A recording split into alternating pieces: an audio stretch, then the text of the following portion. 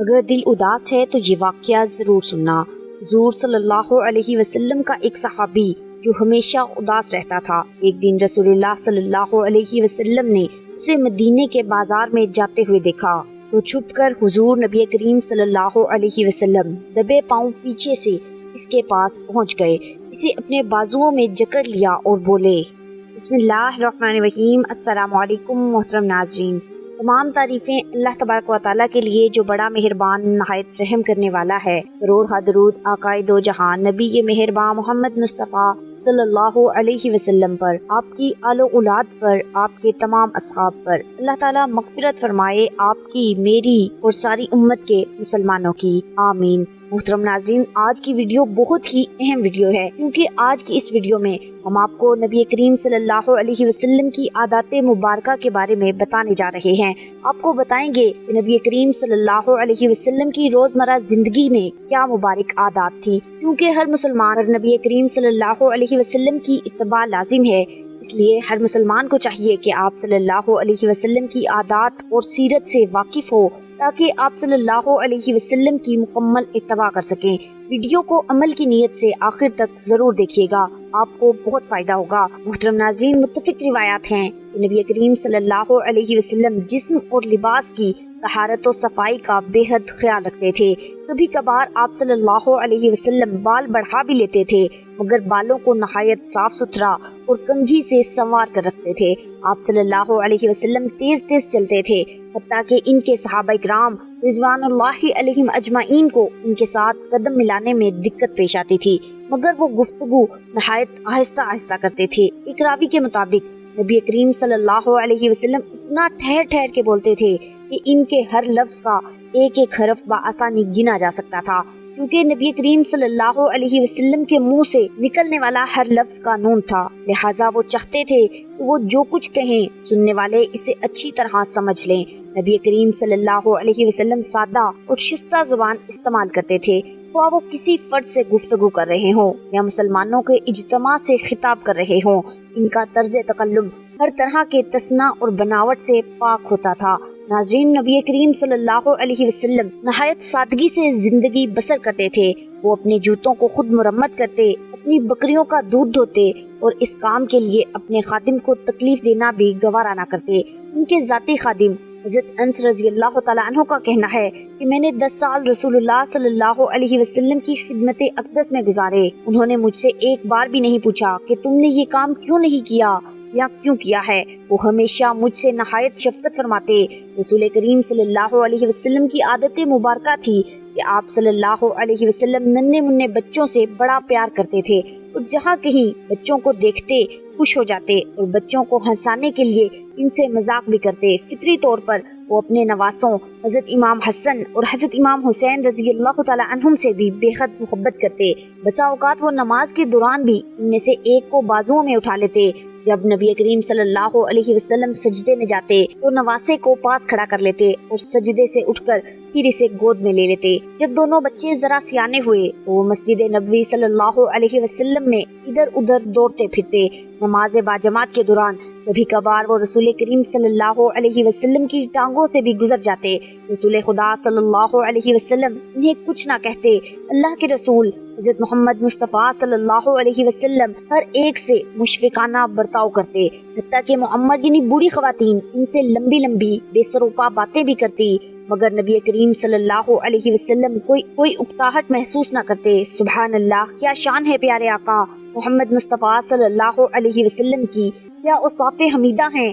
نبی کریم صلی اللہ علیہ وسلم کی عادت مبارکہ تھی اس سفر کے دوران وہ قافلے کے ہر فرد کے ساتھ رابطہ رکھتے اور بار بار لوگوں کے پاس جاتے تاکہ وہ خوش رہیں۔ ایسے ہی ایک موقع پر وہ اپنے پرانے دوست حضرت جابر رضی اللہ تعالیٰ عنہ کے پاس گئے، جو اپنے بوڑھے اونٹ پر سوار جا رہے تھے۔ حضور نبی کریم صلی اللہ علیہ وسلم نے خود پر اس طرح سنجیدگی طاری کر لی کہ کوئی بھی دیکھنے والا سمجھ نہ سکتا تھا کہ نبی کریم صلی اللہ علیہ وسلم مذاق فرما رہے ہیں۔ پھر انہوں نے حضرت جابر رضی اللہ تعالیٰ عنہ سے کہا، کیا تم اپنا اونٹ میرے ہاتھ فروخت کرنا چاہتے ہو؟ حضرت جابر رضی اللہ تعالیٰ عنہ نے جواب دیا، ہاں، مگر ایک شرط پر کہ میں اونٹ مدینہ واپس جا کر آپ کے سپرد کروں گا۔ تو نبی کریم صلی اللہ علیہ وسلم نے فرمایا، کیا لوگے؟ تو حضرت جابر رضی اللہ تعالیٰ عنہ نے فرمایا، آپ بتائیے۔ نبی کریم صلی اللہ علیہ وسلم نے فرمایا 1 درہم میں بیچو گے؟ تو حضرت جابر رضی اللہ تعالیٰ عنہ کہنے لگے اے اللہ کے نبی صلی اللہ علیہ وسلم آپ مجھے لوٹنا چاہتے ہیں؟ تو آپ صلی اللہ علیہ وسلم نے فرمایا 2 درہم لے لو۔ کہا ہرگز نہیں۔ تو 3، 4 اور 5 نبی کریم صلی اللہ علیہ وسلم نے قیمت بڑھائی اور بالآخر 40 درہم تک پہنچ گئے اور حضرت جابر رضی اللہ تعالیٰ عنہ رضامند ہو گئے۔ پھر نبی کریم صلی اللہ علیہ وسلم نے چند ادھر ادھر کی باتیں کی اور قافلے میں کسی اور شخص سے ملاقات کے لیے روانہ ہو گئے۔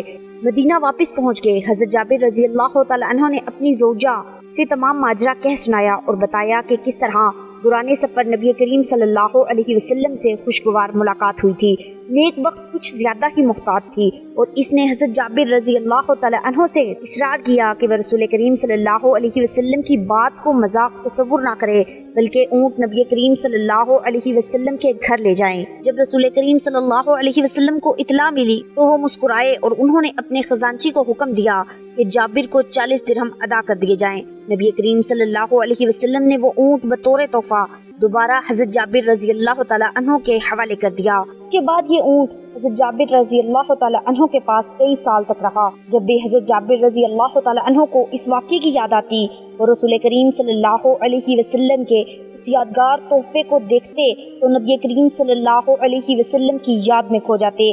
حضور نبی کریم صلی اللہ علیہ وسلم کی بچوں سے شفقت کے بے شمار واقعات ہیں۔ حضور نبی کریم صلی اللہ علیہ وسلم چلتے تو نگاہ زمین کی طرف رکھتے اور دائیں بائیں نہ دیکھتے، کسی چیز کے ٹوٹ جانے پر غصہ نہ فرماتے، رات کے وقت کسی کے گھر جاتے تو ایسی آواز سے سلام کرتے کہ جاگنے والا سن لیتا اور سونے والا نہ جاگتا، اگر ناراضگی کا اظہار فرماتے تو چہرہ مبارک دوسری طرف پھیر لیتے، خاص مہمانوں کی مہمان نوازی بنفس نفیس کرتے، کسی کے گھر تشریف لے جاتے تو دروازے کے سامنے نہ کھڑے ہوتے، دائیں یا بائیں کھڑے ہوتے، اگر کسی کا نام پسند نہ ہوتا تو نام تبدیل کر دیتے، بچوں کے پاس سے گزرتے تو سلام کرتے۔ نبی کریم صلی اللہ علیہ وسلم عید کے دن گھر سے مسجد کی طرف تشریف لانے لگے۔ راستے میں آپ صلی اللہ علیہ وسلم نے کچھ بچوں کو کھیلتے دیکھا، انہوں نے اچھے کپڑے پہنے ہوئے تھے، بچوں نے سلام عرض کیا تو نبی کریم صلی اللہ علیہ وسلم نے جواب ارشاد فرمایا اور اس کے بعد آپ صلی اللہ علیہ وسلم آگے تشریف لے گئے تو ایک بچے کو خاموشی کے ساتھ اداس بیٹھے دیکھا۔ آپ صلی اللہ علیہ وسلم اس کے قریب رک گئے۔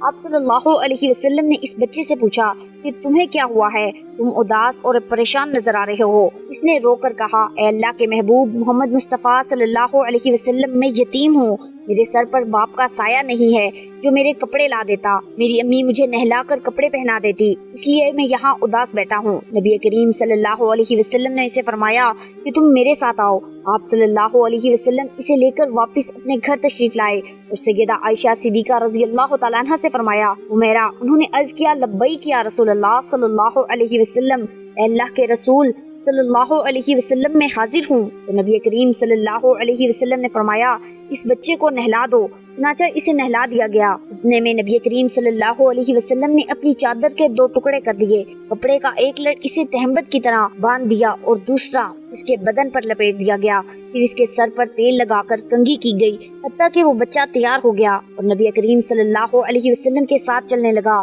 تو نبی کریم صلی اللہ علیہ وسلم نیچے بیٹھ گئے اور اس بچے کو فرمایا آج تو پیدل چل کر مسجد میں نہیں جائے گا بلکہ میرے نبوت والے کندھوں پر سوار ہو کر جائے گا۔ نبی کریم صلی اللہ علیہ وسلم نے اس بچے کو کندھوں پر سوار کر لیا اور اسی حالت میں اسی گلی میں تشریف لائے جہاں یہ کھیل رہے تھے۔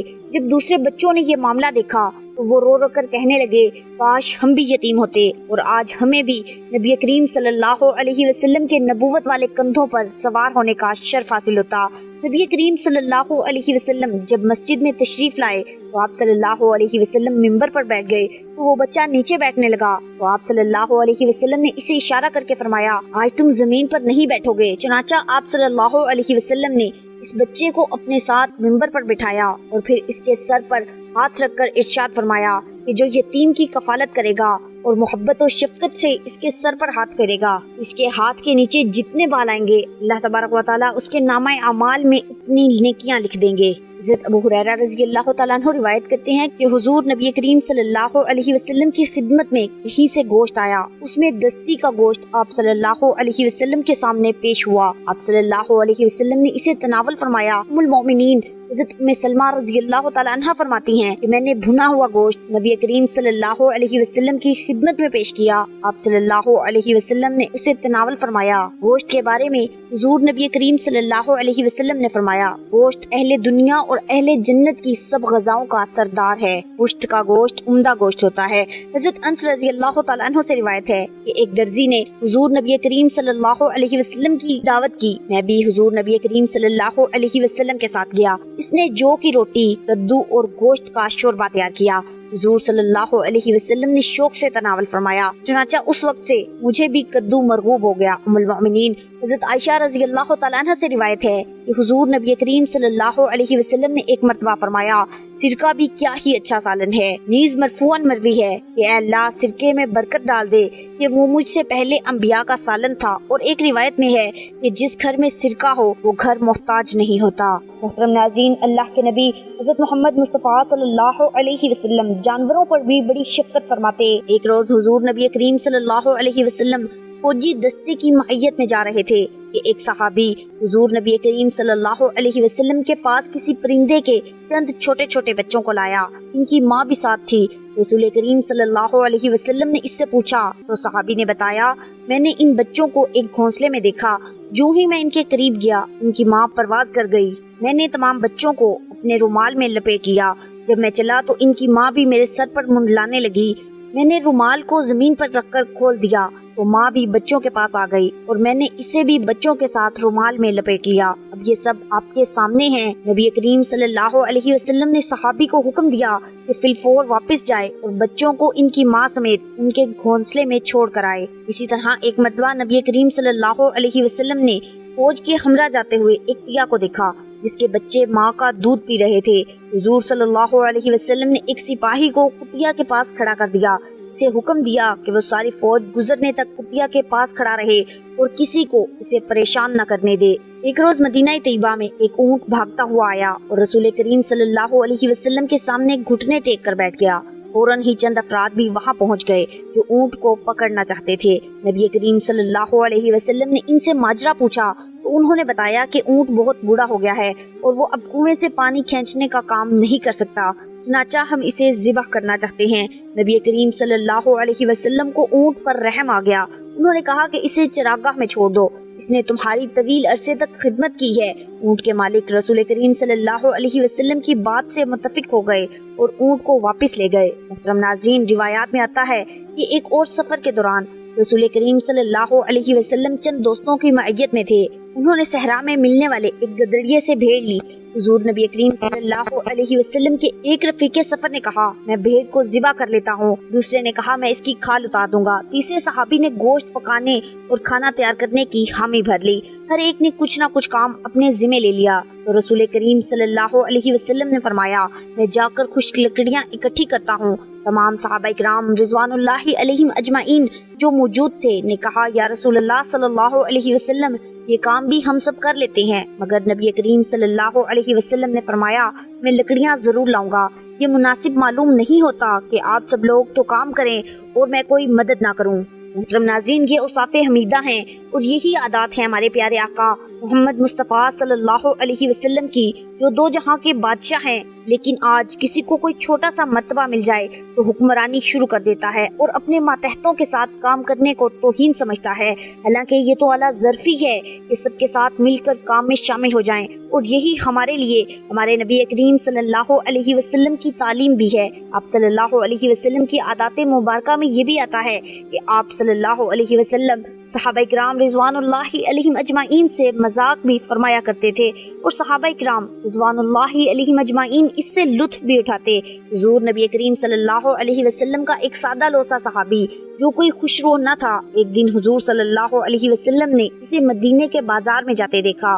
حضور نبی کریم صلی اللہ علیہ وسلم دبے پاؤں پیچھے سے اس کے پاس گئے، اسے اپنے بازوؤں میں جکڑ لیا اور بولے، کیا کوئی یہ غلام خریدنا چاہتا ہے؟ صحابی نے گردن موڑ کر دیکھا کہ اسے کس نے بازوؤں میں لے رکھا ہے۔ رسول کریم صلی اللہ علیہ وسلم کو دیکھ کر اس کی خوشی کا ٹھکانہ نہ رہا۔ اس نے اپنی کمر حضور نبی کریم صلی اللہ علیہ وسلم کے سینے کے ساتھ زور سے لگاتے ہوئے کہا، یا رسول اللہ صلی اللہ علیہ وسلم اس غلام کی فروخت سے آپ کو کچھ زیادہ رقم نہیں ملے گی۔ نبی کریم صلی اللہ علیہ وسلم نے اسے چھوڑ دیا اور بولے مگر خدا کی نظروں میں تمہاری قدر و قیمت بہت زیادہ ہے۔ روایات میں آتا ہے کہ ایک روز ایک اجنبی رسول کریم صلی اللہ علیہ وسلم کے پاس آیا۔ رسول خدا صلی اللہ علیہ وسلم نے اسے کھلایا پلایا اور رات گزارنے کے لیے بستر بھی دیا۔ وہ کوئی نادان دشمن تھا، اس نے بستر خراب کر دیا اور علل صبح چلا گیا۔ یوں اللہ کے رسول صلی اللہ علیہ وسلم سے اپنی تصوراتی دشمنی کا انتقام لینا چاہتا تھا، لیکن کچھ دور جا کر اسے احساس ہوا وہ اپنی تلوار تو رسول کریم صلی اللہ علیہ وسلم کے گھر میں ہی چھوڑ آیا ہے۔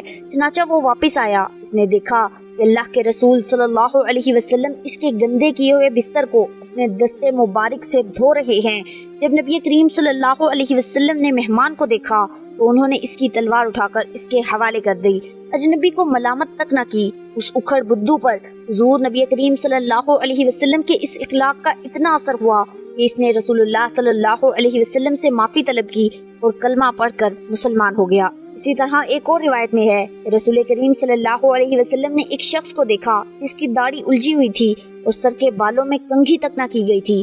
نبی کریم صلی اللہ علیہ وسلم نے اسے مسجد سے باہر جا کر منہ دھونے اور بالوں میں کنگھی وغیرہ کرنے کو کہا۔ جلد ہی وہ حجام کی دکان سے واپس آیا تو رسول کریم صلی اللہ علیہ وسلم نے کہا کسی خوفناک شیطان کی مانند نظر آنے سے کیا یہ بہتر نہیں ہے؟ ایک اور موقع پر نبی کریم صلی اللہ علیہ وسلم نے ایک مسلمان کو نہایت خستہ حالت میں دیکھا۔ اس کے کپڑے پھٹے ہوئے تھے اور بدن پر جھول رہے تھے۔ جب رسول کریم صلی اللہ علیہ وسلم نے اس سے ایسی حالت کا سبب پوچھا تو اس نے بتایا یا رسول اللہ صلی اللہ علیہ وسلم میں کوئی غریب شخص نہیں، اللہ نے مجھے کافی دولت دی ہے مگر میں سب کچھ اللہ کی راہ میں لٹا دیتا ہوں اور خود جھوٹے موٹے پر اکتفا کرتا ہوں۔ اس پر رسول کریم صلی اللہ علیہ وسلم نے فرمایا یہ کوئی اچھی بات نہیں، اللہ تبارک و تعالیٰ نے اپنے بندے کو جن نعمتوں سے نوازا ہے وہ بندے کو ان نعمتوں سے مستفید ہوتے دیکھنا بھی پسند کرتا ہے۔ محترم ناظرین، آپ نے ملاحظہ کیا کہ نبی کریم صلی اللہ علیہ وسلم کی عادات میں مذاق بھی شامل تھا اور آپ صلی اللہ علیہ وسلم کی عادات میں پیار محبت اور شفقت بھی شامل ہے۔ آپ صلی اللہ علیہ وسلم کی ہر ادا اور ہر عادت ہمارے لیے قابل تقلید ہے۔ جو عادات اور اوصاف آپ نے ملاحظہ کیے ان سے نبی کریم صلی اللہ علیہ وسلم کی بہترین انسانی صفات اور آپ صلی اللہ علیہ وسلم کے مثالی معاشرتی رویے کا بخوبی اندازہ کیا جا سکتا ہے۔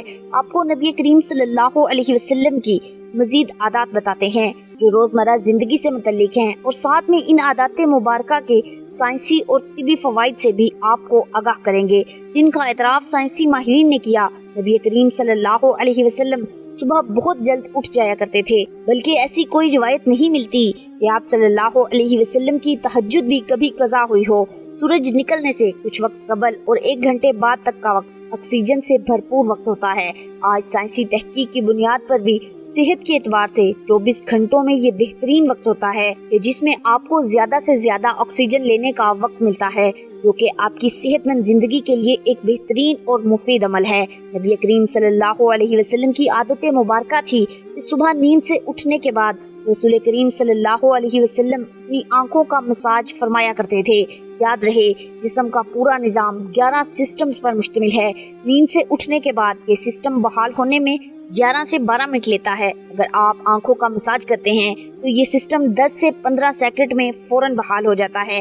روایات کے مطابق رسول کریم صلی اللہ علیہ وسلم بستر سے اٹھ کر کچھ دیر بیٹھے رہتے تھے اور معمول تھا کہ 3 دفعہ سورہ اخلاص پڑھتے تھے کہ جس کو پڑھنے میں تقریباً 1 منٹ صرف ہوتا ہے۔ آج کل میڈیکل اور سائنس بتاتی ہے کہ ہمارے دماغ میں ایک رگ ہے جس کے ایک حصے سے دوسرے حصے کے لیے خون کے لیے ایک پل بنتا ہے۔ اس طرح اس پل کے ذریعے سے ہی ہمارے پورے دماغ کو خون کی سپلائی بحال ہوتی ہے کہ جہاں سے ہمارے تمام تر اعصاب یعنی پورا جسم کو کنٹرول ہونا ہوتا ہے۔ اگر کوئی شخص صبح بیدار ہونے پر اچانک اٹھ کر چل دے جبکہ ابھی دماغ میں خون کی سپلائی بحال نہیں ہوئی تو اس شخص کو یہاں برین ہیمریج ہو سکتا ہے یا وہ دماغ کے کئی دوسرے مسائل کا شکار ہو سکتا ہے کہ جن میں اچانک جسم کے کئی حصوں کا مفلوج ہو جانا، فالج بھی شامل ہے۔ جبکہ اگر وہ صرف 1 منٹ بیٹھا رہے کہ اس کے دماغ میں خون کی سپلائی بحال ہو سکے تو بہت سے پیچیدہ مسائل سے بچ سکتا ہے۔ یہ باقاعدہ ایک سائنسی تحقیق ہے اور اس ایک حدیث مبارکہ کے پیچھے بہت سے پروفیسرز،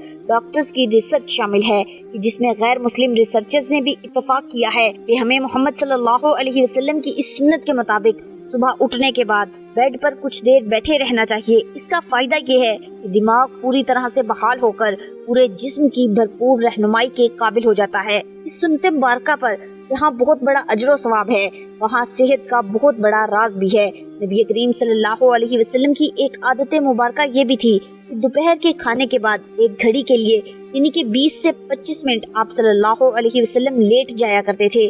اس کا فائدہ یہ ہے کہ تقریباً 68% افراد میں جب وہ لنچ کرتے ہیں تو ان کا معدہ تھوڑی مقدار میں الکوہل پیدا کرتا ہے۔ ایسے میں اگر انسان چل پھر رہا ہو تو وہ چکرا کر گر سکتا ہے یا اس پر خمار کسی کیفیت طاری ہو سکتی ہے۔ یہی وجہ ہے کہ آپ ہمیشہ دوپہر کے کھانے کے بعد اپنے آپ کو تھوڑا سا بوجھل محسوس کرتے ہیں۔ اگر ہم کچھ دیر لیٹ جائیں تو الکوہل سے پیدا ہونے والے خمار کا ذہن پر زیادہ دباؤ نہیں آئے گا اور وہ جسم کے نظام کے لیے فعال ہو جائے گا اور ہم کسی بھی طرح کے حادثے سے بچ سکیں گے۔ اس کے علاوہ بھی اس سنت مبارکہ پر عمل نہ کرنے کی صورت میں بہت سے صحت کے مسائل کا خدشہ رہتا ہے، کیونکہ یہ بات آج تحقیقات سے ثابت شدہ ہے۔ اس لیے دنیا بھر کے بیشتر ممالک میں 1 سے 2 یا 3 بجے تک دوپہر کا وقفہ کیا جاتا ہے تاکہ لوگ لنچ کے بعد کیلولا کر سکیں۔ آج پورا یورپ رسول کریم صلی اللہ علیہ وسلم کی سنت کو عملاً اپنائے ہوئے ہے اور پورے یورپ میں دوپہر 1 بجے سے 3 بجے تک کا وقفہ ہوتا ہے۔ انہوں نے سنت رسول صلی اللہ علیہ وسلم پر ریسرچ کی، اپنایا اور ہم سے کہیں بہتر صحت کا معیار رکھتے ہیں۔ رسول کریم صلی اللہ علیہ وسلم کے معمولات اور عادات میں پیر اور جمعرات کا روزہ بھی شامل تھا۔ آپ صلی اللہ علیہ وسلم نے ان روزوں کو رکھنے کی ترغیب بھی دلائی، یعنی کہ ہفتے میں 2 روزے۔ رسول کریم صلی اللہ علیہ وسلم کا قول مبارک ہے کہ مسلمان 1 آنت میں کھانا کھاتا ہے جبکہ کافر 3 آنت میں، اور ہمیں نصیحت فرمائی کہ جب خوب بھوک لگے تو کھانا کھاؤ اور ابھی بھوک باقی ہو تو چھوڑ دو۔ یہ عمل آج کل جدید میڈیکل کی زبان میں آٹوفیجیا کہلاتا ہے۔ یہ انسانی جسم کو صحت مند رکھنے کا ایک بہت ہی عظیم راز ہے۔ ہوتا یہ ہے کہ جب ہم معمول کے مطابق اپنی ضرورت سے زیادہ کھانا کھاتے رہتے ہیں تو جسم میں ایکسٹرا پروٹین فیٹ اکٹھے ہو جاتے ہیں جو کہ جسم کی ضرورت سے زائد ہونے کے سبب جسم میں زہر کا کردار ادا کرتے ہیں اور مختلف بیماریوں کا سبب بنتے ہیں۔ آج کی عام بیماریاں شوگر، کولیسٹرول، دل اور بلڈ پریشر کا بنیادی سبب یہی ایکسٹرا فیٹ ہی بنتے ہیں۔ جب آپ کو بھوک ہوتی ہے تو جسم میں کھانا ہضم کرنے کا خودکار نظام پوری طرح سے تیار ہو جاتا ہے۔ اگر ہم نے 100 لقمے کھانے تھے مگر 70 پر ہاتھ روک لیا تو باقی 30 لقمے جن کی جسم کو ضرورت ان ایکسٹرا پروٹین اور فیٹس کو کھا کر پورا کرتا ہے۔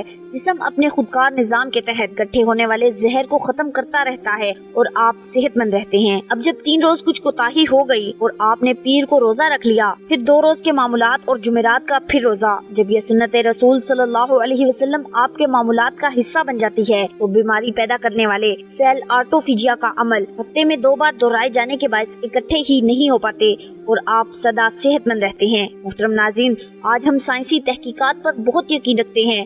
کیا ہم اس انتظار میں ہیں کہ سائنس رسول کریم صلی اللہ علیہ وسلم کی سنت مبارکہ کو ثابت کرے تو ہم اللہ کے رسول صلی اللہ علیہ وسلم کی سنتوں پر عمل کرنا شروع کریں گے۔